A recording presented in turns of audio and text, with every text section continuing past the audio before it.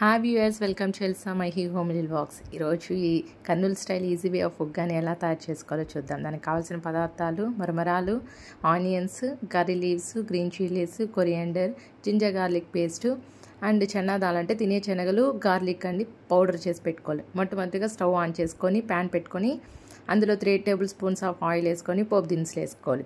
అది బాగా ఫ్రై అయ్యాక మనము గ్రీన్ చిల్లీస్, కర్రీ లీవ్స్ వేసుకొని బాగా ఫ్రై చేసుకోవాలి.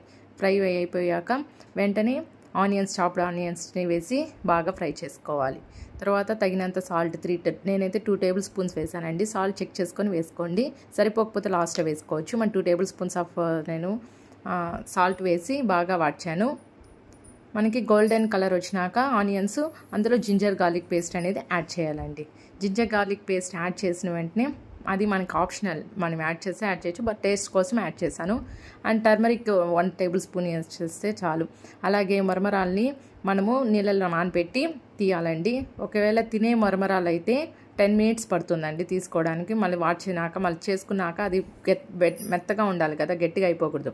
అదే దీనికంటూ ఉగ్గానికి వేసే మరమరాలు అయితే 5 మినిట్స్ చాలండి. స్క్వీజ్ చేసి దీంట్లో యాడ్ చేసేయచ్చు. బాగా కలుపుకోవాలండి. బాగా కలుపుకున్నాక ఇది వాడ్చాక అన్ని ఆనియన్స్, గ్రీన్ చిల్లీస్ అంతా దీనికి పట్టేటట్టు అన్నీ కలుపుకున్నాక మనం చెప్పాను కదండి, తినే శనగలు, వెల్లుల్లి వేసి పౌడర్ చేసుకోవాలన్నమాట. ఇదైతే చాలా టేస్ట్ వస్తుందండి. దాన్ని బట్టి మనకి ఎంత కన్సిస్టెంట్ వేసుకోవాలంటే అంత పౌడర్ ఎక్కువ. కొంతమంది ఎక్కువ టేస్ట్ చూసేవాళ్ళు ఉంటారు, కొంతమంది తక్కువగా పౌడర్ తినేవాళ్ళు ఉంటారు కదా, దాన్ని బట్టి వేసుకోండి.